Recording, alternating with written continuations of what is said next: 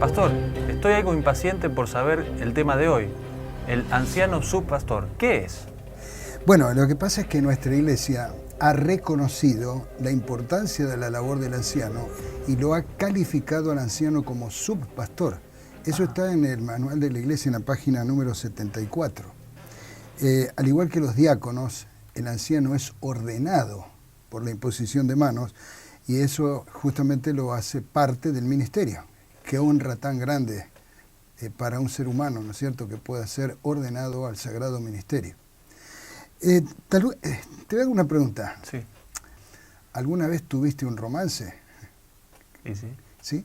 Pero justamente el nombre romance es el título de un libro de Raymond Calvin que lo llama El romance del ministerio. Y tiene unos párrafos realmente encantadores. Dice así: la vida de un pastor no puede predecirse. Puede trazar de antemano el programa de un día de trabajo, pero nunca sabe si podrá cumplirlo. Puede recibir en cualquier momento un mensaje que lo obligue a cambiarlo por completo. Este elemento de incertidumbre, en lugar de ser un obstáculo para su trabajo, en realidad le agrega sabor, interés y fascinación. Aún el incesante repiqueteo del teléfono o el timbre de la calle no es una impertinencia ni un fastidio, porque cada llamada puede tener un elocuente y profundo significado. Está constantemente a la expectativa y dispuesto a algo que puede llegar en cualquier momento. Y cuando algo llega, reconstruye rápidamente su día. Nunca hay la menor vacilación ni un amago de renuncia. Lo que es primero es primero. Ninguna alma necesitada recibirá jamás la impresión de que le ha molestado en algo responder a su llamado. Mientras más de estos mensajes recibe, más feliz se siente. Se dice a sí mismo: es maravilloso que cuando la gente se encuentra en alguna verdadera necesidad, instintivamente piensan en mí y acuden a mí. Y lo que le entristecería más que cualquier otra cosa sería que sus programas no se vieran perturbados, que la gente lo dejara solo, que pudiera seguir sus propios planes, viendo a su alrededor vidas turbadas y atribuladas, cuyas dificultades y necesidades no se le permitiera compartir. Justamente ayer, mientras estaba haciendo algunas cosas, sonó el teléfono. Y me cambió la tarde. Tuve que ir a asistir a una persona que estaba en su lecho de enfermo con una enfermedad que los médicos habían diagnosticado como desahuciada. Ya no había nada que hacer según los médicos, por eso lo enviaron a su casa. Así que fue interesante pasar una hora y quedar hasta las 10:30 de la noche al lado de una persona a quien le transmitimos el mensaje. Lo bueno es que Dios mediante, mañana estaremos bautizando a esa persona. Qué bueno. Así que lejos de ser una interrupción molesta, el que te llamen, el que te busquen, es lo más hermoso que puede haber para un pastor. Pero bueno, ¿qué es pastorear? Nuestro Señor usó la figura del pastor para una sociedad agrícola.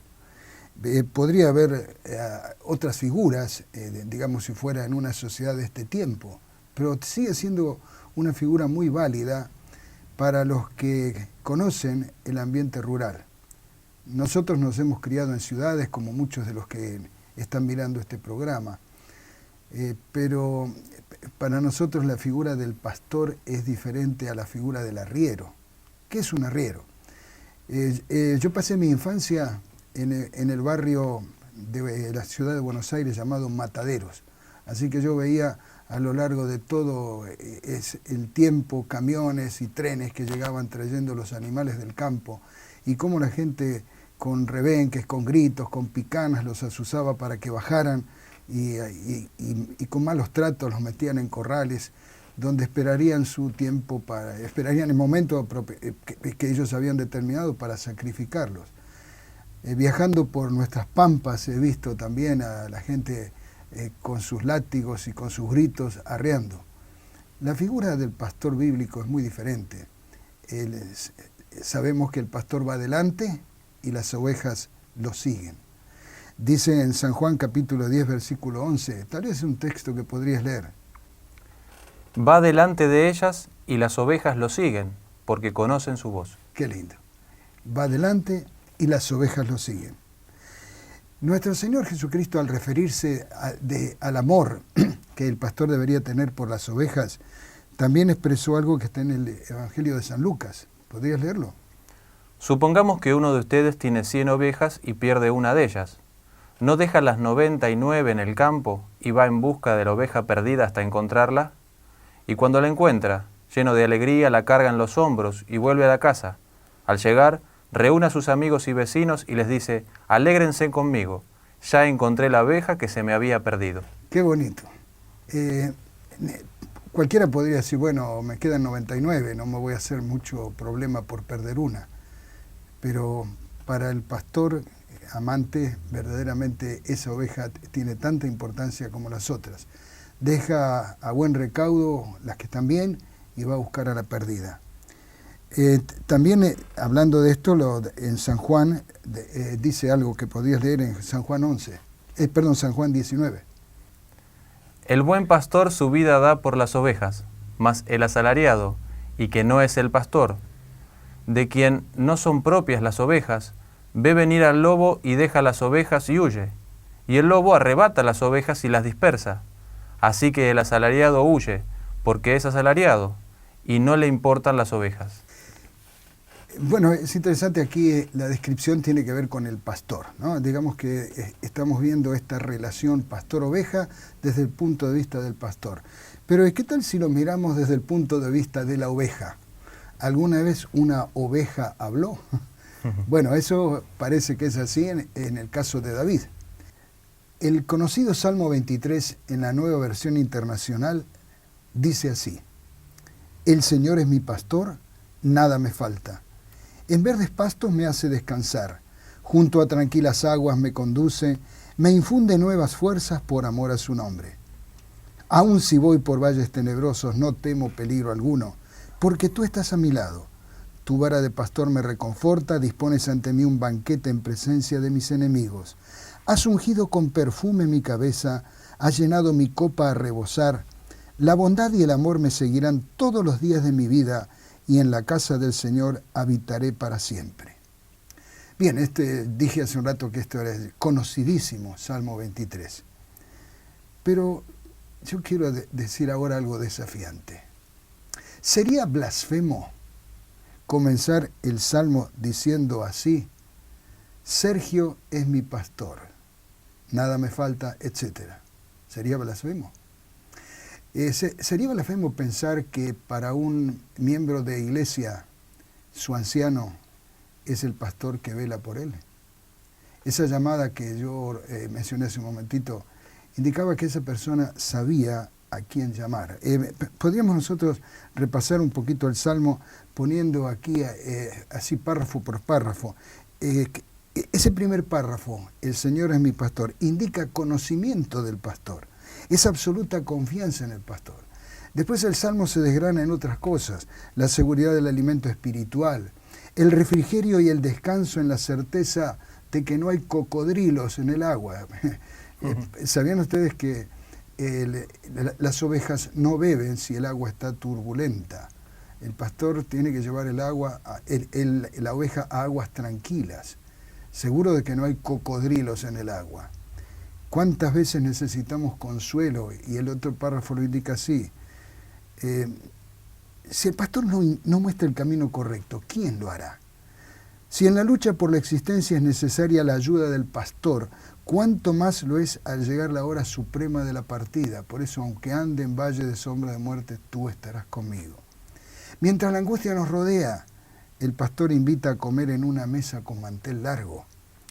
La certeza de la salvación y el cuidado del alma están en las manos del pastor. Con este pastor no hay sino bien en el camino. En él hay misericordia por las caídas de la oveja. Su vara y su cayado me infunden aliento. Finalmente, cuando habla de en la casa del Señor viviré por largos días, está hablando de la certeza de la vida eterna, más allá de las penas y el dolor de esta vida. Bienaventurado el feligrés, bienaventurado la iglesia, que tienen un pastor como el que hemos considerado. Por eso aquí está el desafío, pastorear. el hermano tiene que ver en su anciano, en su pastor, a alguien que realmente representa al Señor. Ahora, ¿cómo se puede hacer eso? En primer lugar, teniendo en cuenta que el anciano subpastor es un visitador. Ahí tienes un versículo en el libro de Hechos capítulo 15. Después de algunos días, Pablo dijo a Bernabé: volvamos a visitar a los hermanos en todas las ciudades que hemos anunciado la palabra del Señor para ver cómo están. Qué interesante. Ya les hemos anunciado, ya quizás hasta los hemos bautizado. ¿Y ahora qué hay que hacer con ellos? Aquí está el ejemplo. Volvamos para ver cómo están. No es cuestión de que los bautizamos y los dejamos. Vamos a ver cómo están. El único medio de saber cómo están en forma personal, por supuesto, es la visitación. Es verdad que una carta era útil en aquellos tiempos. Hoy tenemos los celulares, los teléfonos. Podemos llamar. Podríamos decir que hoy nos facilita bastante el trabajo. Una llamada oportuna, un mensaje, quizá un email, hablando de cómo se manejan las cosas en estos tiempos, puede ser útil.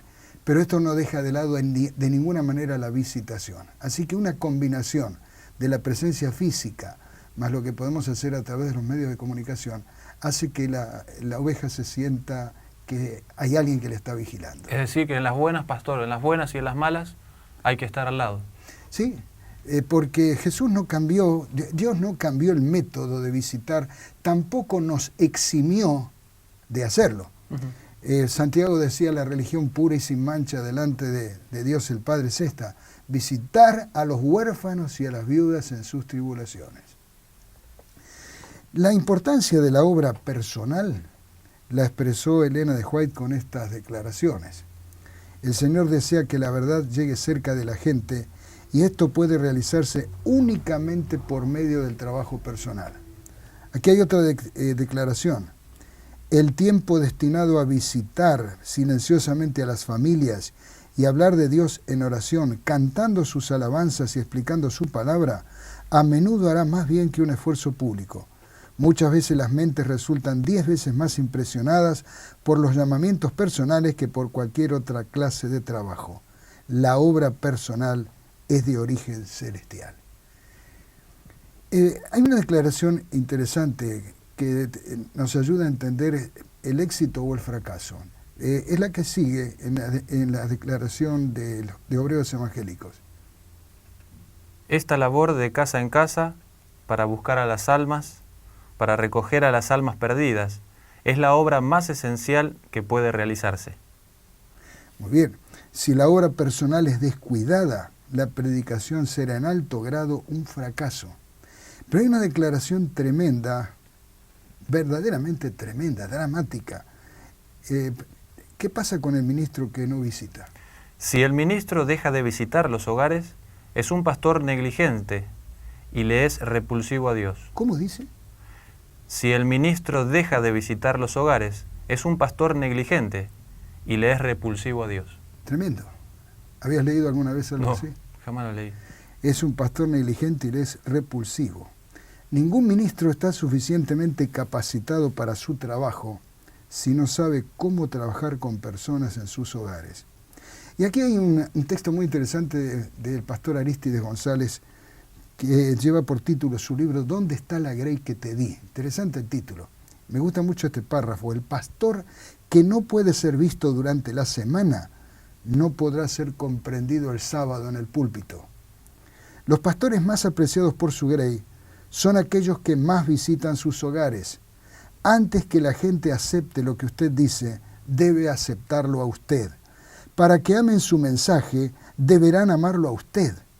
Nada será mejor para evitar prejuicios o malas sospechas sobre el pastor que una visita pastoral bien hecha a tiempo. La visitación, Sergio, es la llave de una vida espiritual saludable. Y no hay un sustituto para esto. No se ha inventado nada que lo pueda reemplazar. Si queremos cumplir con nuestra misión y tener éxito, el único camino que nos queda como ancianos es visitar, visitar, visitar. No visitar fomenta la apostasía. Ahora, ¿cómo visitar? Es interesante que una vez le preguntaron a un pastor cómo identificaba a sus ovejas, un pastor de ovejas, ¿no? Dice, ¿cómo identifica usted a sus ovejas? Por la cara, dijo el pastor. Ahora, qué interesante, es que las ovejas no parecen todas iguales, ¿no? Tienen caras diferentes, ¿no? Y bueno, sería bueno saber si en nuestras iglesias falta alguno, solamente por darnos cuenta que su cara no está. Pero nosotros tenemos una manera de saberlo. Vamos a enfatizar el tema que ayer comentábamos cuando en la entrevista anterior, cuando dialogamos cómo organizarnos. ¿Te acuerdas que hablábamos de la organización? Sí. Que el anciano debe supervisar clases de escuela sabática. Bien, en esa supervisión de las clases de escuela sabática, estamos dejando de lado la organización superior, estamos hablando de nuestra iglesia. El pastor supervisa a los ancianos y el anciano supervisa 2 o 3 clases de escuela sabática. Ahí es donde el maestro y el diácono pueden ayudarle. Nosotros tenemos registros de escuela sabática y si cuando llega el momento de pasar lista se nota que faltó alguien, ¿qué es lo que hay que hacer? Descubrir por qué faltó esa persona. Esa persona puede haber faltado porque está de viaje, es bueno saberlo. Y si se va a ir de viaje, es bueno recomendarle dónde está la iglesia más cercana al lugar donde él va a ir de visita. Si faltó por enfermedad, pues naturalmente hay que ir a ver si necesita alguna cosa. Y si faltó por enfermedad espiritual, pues de la misma forma merece nuestra visitación. O utilizar los métodos electrónicos ya mencionados, pero estar enterado de qué es lo que está pasando. Eso es darnos cuenta de si está faltando por la cara, ¿no es cierto?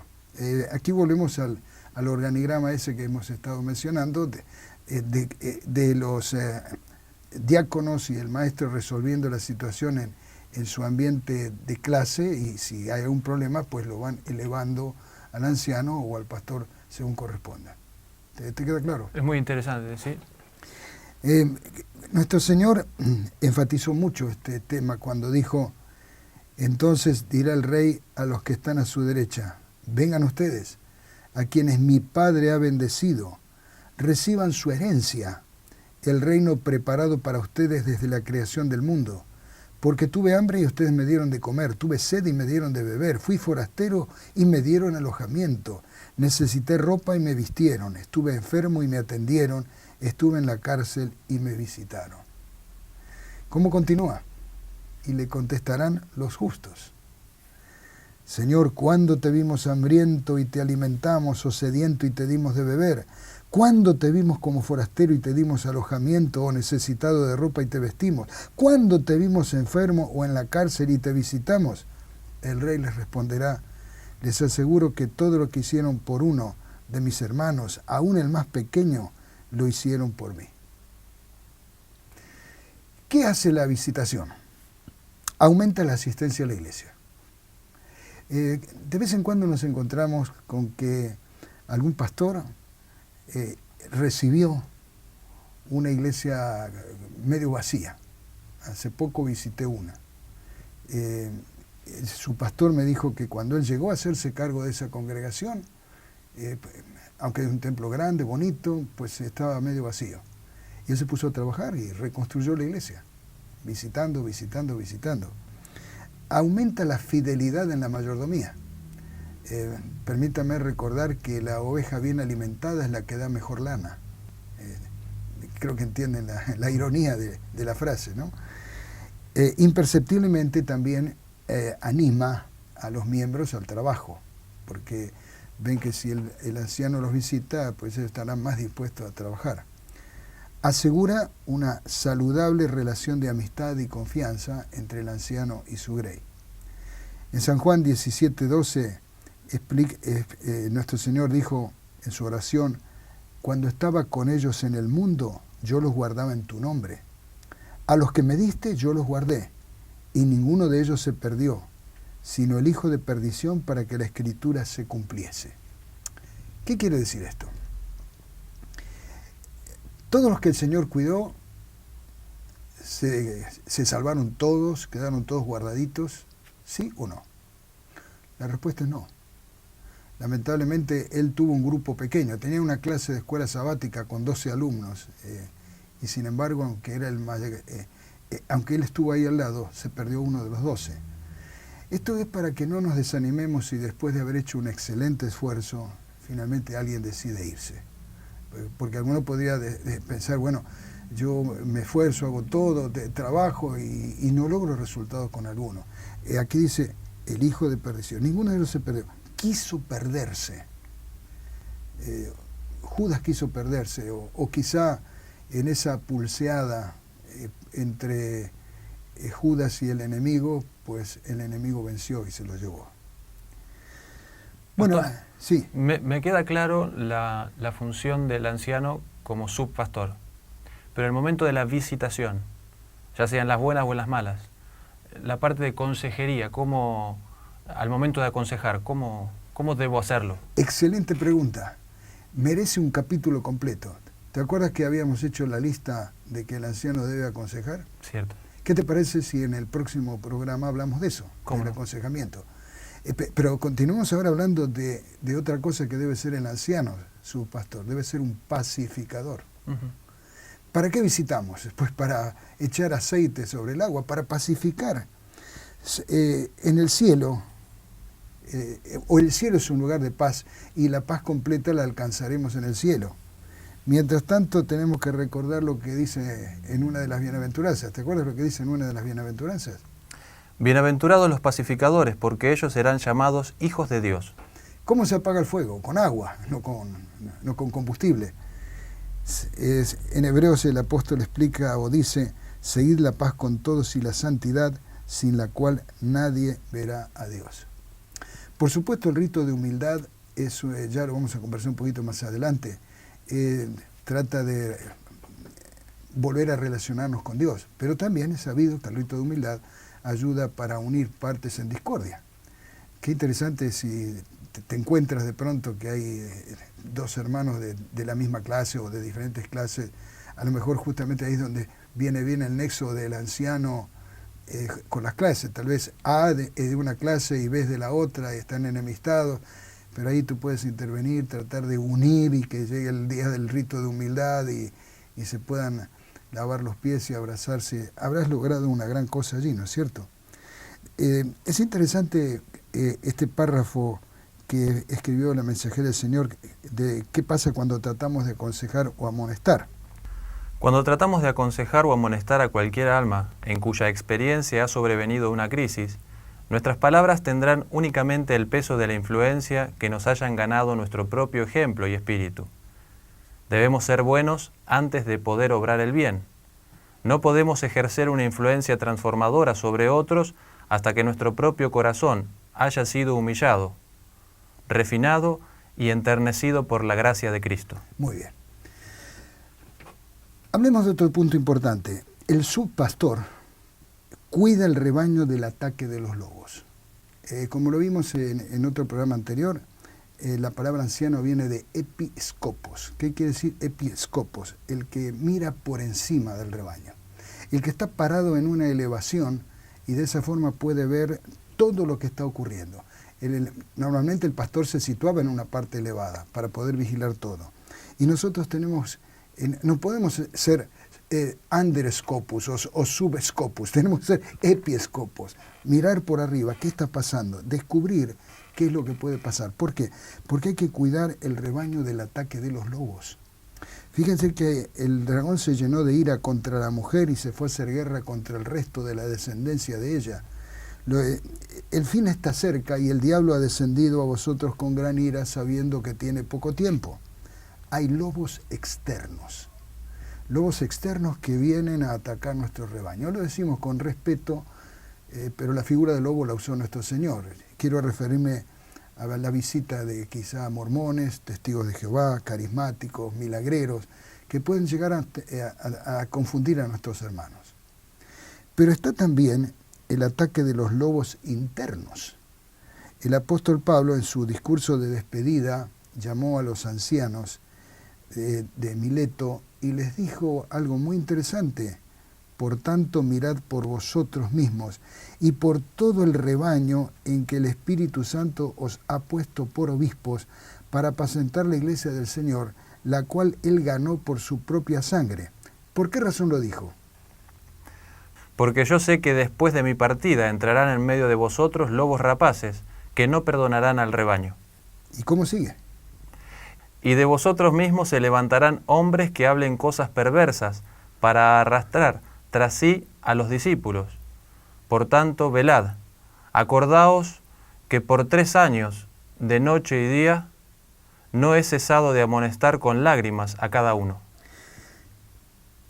En nuestros días, Pablo por supuesto se refería a las cosas de sus días, pero en nuestros días, allá por el año 1853, un tal Case y Russell, una pareja descontentos con los consejos que la señora White les había enviado, se apartaron criticando al matrimonio y acusándolos de evitar o de exaltar los testimonios por encima de la palabra de Dios.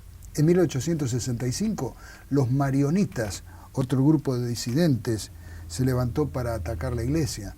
Un grupo llamado la Iglesia de Dios del Séptimo Día y diferentes grupos que hasta hoy, constituidos por grupos reducidos, luchan por la supervivencia. Otros movimientos llegaron más tarde condenando a la iglesia. Por ejemplo, cuando nosotros hablamos del movimiento de la carne santa, la crisis panteísta, liderada por Kellogg, el movimiento rowenita, en tiempos más recientes en Alemania el movimiento de reforma, hoy es que languidece en una agonía de un movimiento sin causa. En tiempos más recientes todavía las aguas fueron agitadas por Roberto Brinsmith, Desmond Ford, Walter Reed. En el ambiente latino, Gambetta, Sagarra, Silva y otros que crean pequeñas tormentas que finalmente los tragan. Pero lamentablemente muchas veces hay hermanos que son atacados y uno tiene que estar velando. A veces se hace circular panfletos, discos, grabaciones. De cuando en cuando aparece en nuestro ambiente, en nuestro país o en el extranjero, algún obrero o laico descontento que trata de demoler a la iglesia. Ahí es donde el anciano, su pastor, tiene que estar atento. Incluso para aquellos que llegan a visitar la iglesia con algunos propósitos disociativos. ¿Te quedó claro? Sí, pastor, gracias. Hay otra cosa que hay que tener en cuenta ahora, es velar por las necesidades materiales. Uno tiene que estar alerta para descubrir si alguna cosa está ocurriendo. En este caso, si hay enfermedad hay que visitarlo, si hay necesidades de alimento o de ropa, uno se pone ahí en contacto con la sociedad Dorcas o el nombre que tenga, ASA, y de esa manera tratan de ayudar a la persona. Por supuesto uno tiene que ser prudente en este sentido, pero vale la pena tener en cuenta que hay gente que pasa por situaciones de necesidades. El anciano subpastor tiene que tener esa comunicación directa con los diáconos y las diaconisas porque le puede ayudar a que ellos atiendan las necesidades cuando ocurren. Aquí, por supuesto, tu esposa tiene que ser una ayuda invalorable, porque puede justamente ser el nexo con las Dorcas o las diaconisas para ayudar en esta situación. También tienes que tener en cuenta, ¿sabes qué? El cuidar por los corderos del rebaño. ¿Qué quiere decir eso? ¿Te acuerdas que el Señor le había dicho a Pedro, después del triste fracaso, cuando le dice lo que tiene que hacer, le dice, apacienta mis corderos? Aquí la esposa del pastor tiene un papel muy importante. Pero te voy a decir una cosa. Algunos hombres, pintones, buenos mozos, dicen que tienen sex appeal, ¿no? Yo te voy a decir que el éxito del anciano no se debe medir jamás por el sex appeal, sino por el child appeal, o sea, la atracción que ejercemos sobre los niños. Cuando llegas a la iglesia y los chicos salen corriendo a abrazarte, a saludarte, estás logrando éxito. Por el contrario, si fueran las mujeres las que vienen a abrazarte, probablemente nunca más serías anciano, ¿no? ¿Entiendes de qué estoy hablando, no es cierto? Es muy importante. Hay que hacer algo para que los chicos tengan su lugar. Ser amigable con ellos, buen lugar para las divisiones infantiles de la escuela sabática, apoyar a las maestras de esas divisiones, asegurarse de que haya actividades especiales para los niños, como escuela de vacaciones, paseos, conquistadores, etcétera, que se los estimule también y organice para la acción misionera. Los chicos pueden trabajar en la acción misionera. Y por supuesto, alentarlos para la decisión bautismal. Los niños, justamente que son alentados para seguir a Jesús, reciben una aprobación. ¿Recuerdas el caso contrario, cuando el Señor le dijo que cualquiera que haga tropezar a alguno de estos pequeños, mejor le fuera que se le colgase al cuello una piedra de molino y se lo echara a lo profundo del mar, ¿no? Así que es muy importante tener en cuenta también a los corderitos del rebaño.